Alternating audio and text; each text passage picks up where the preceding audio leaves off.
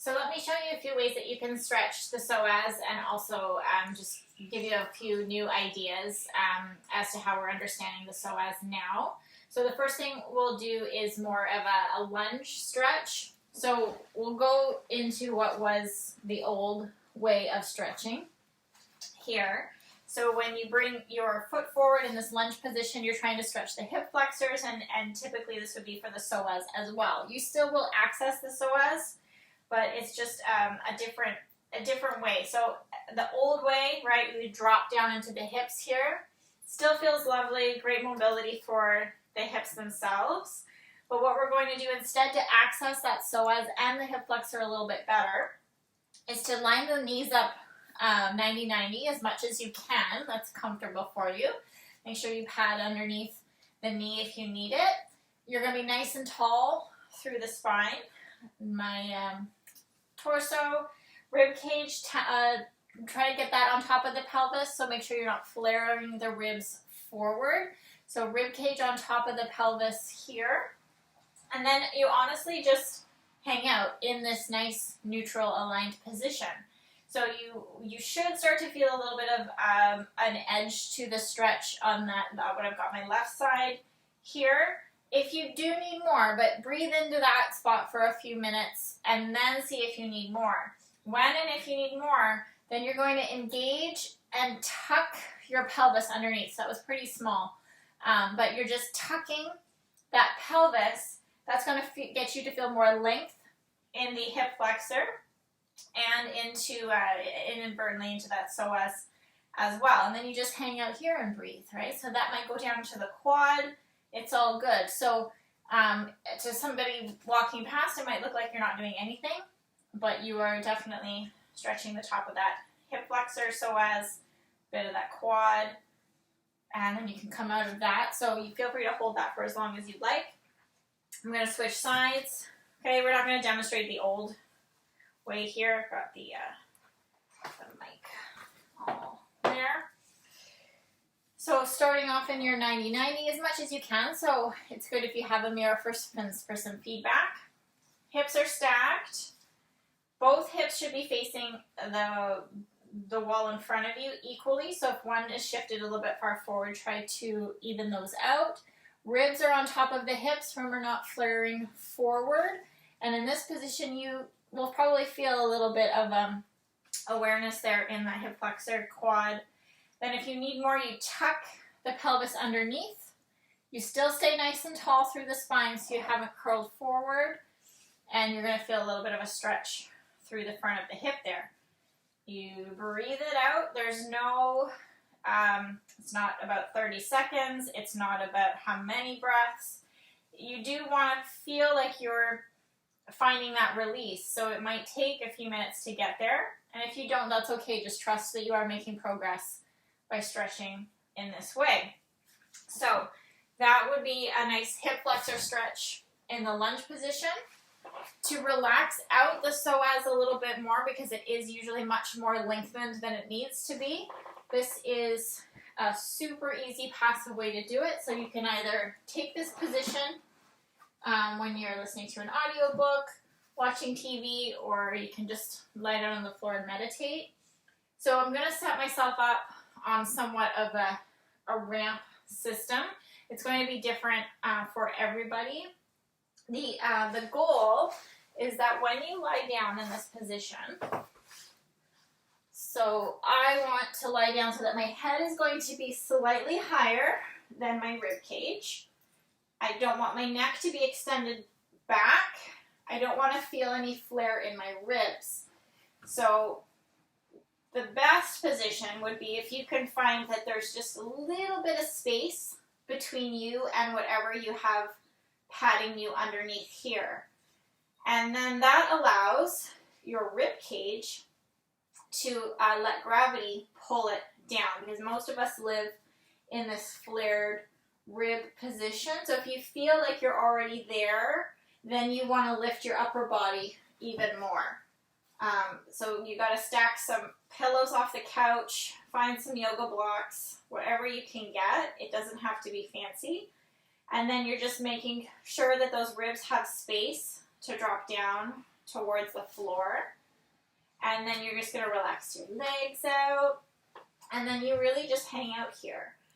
So already, I'm going to move myself up just a bit more there. Already you can just sort of feel how much more relaxed the rib cage is, how much more aligned the pelvis and the hips are, and how that can just gently help to restore the contraction in a comfortable position of the psoas instead of it being super lengthened out.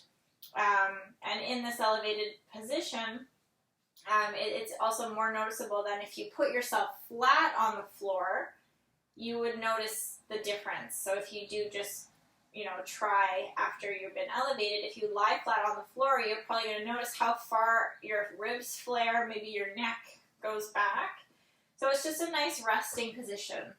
And you can hang out here, you can build up your time, right? So if you can only tolerate just maybe for attention reasons, maybe just like 2 minutes, that's great. If you can allow yourself to hang out here a little bit longer, then that's great, maybe up to 10 minutes. And if you've got something that keeps you occupied for even longer, that is totally fine. Because the more that you do this, the more that your body's going to start to adapt and adjust here. It'll be lovely. Okay, so that's your resting position here. And then you're going to come all the way back up. And then I'll show you another stretch for the psoas. So the last little piece, although there's lots of fun ways to do it now, I will demonstrate with the foam roller.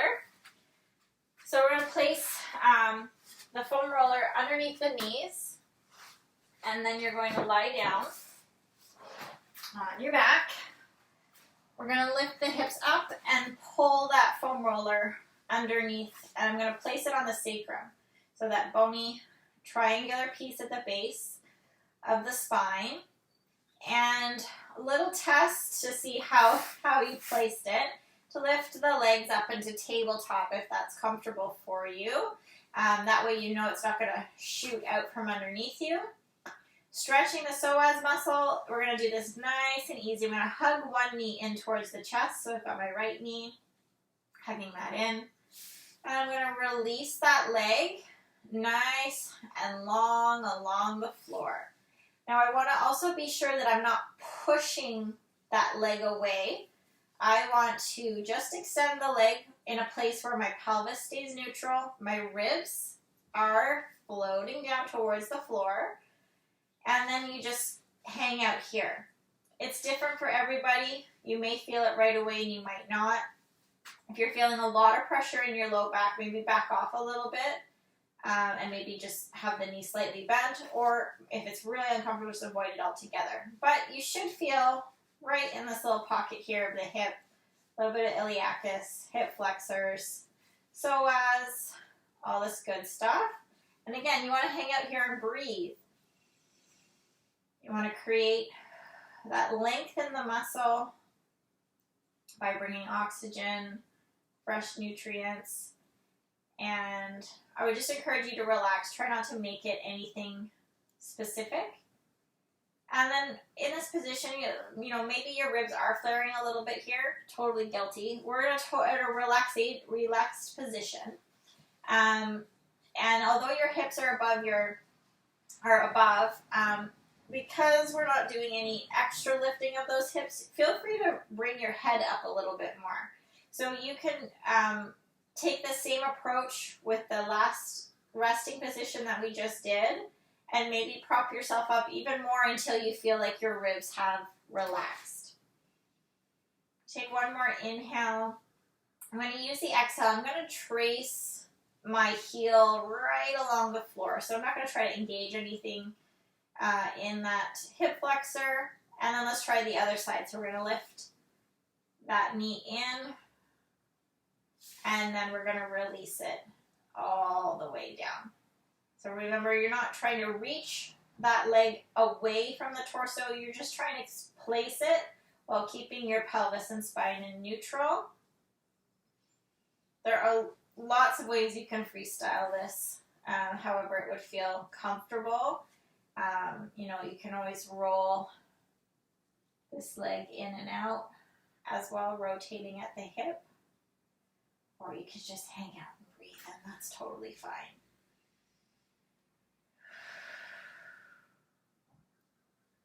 So at best, I would probably even raise myself up a little bit more. I think this block is going to be a bit high for my head, but you can see that it dropped my ribs down. So I would probably place, which is all the way over there, the blanket underneath my ribs to elevate me a little bit more.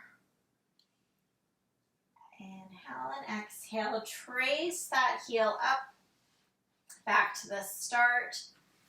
When you're ready to take the foam roller away, really make sure you do engage the abdominals here. So I'd even encourage a little bit of a pelvic tilt just to release that back a little bit. Use your glutes to help you lift up and then push that roller away towards your feet. Maybe even nice to just place it underneath your knees. Take another second here just to let your back catch up to what just happened. Nice inhale and exhale.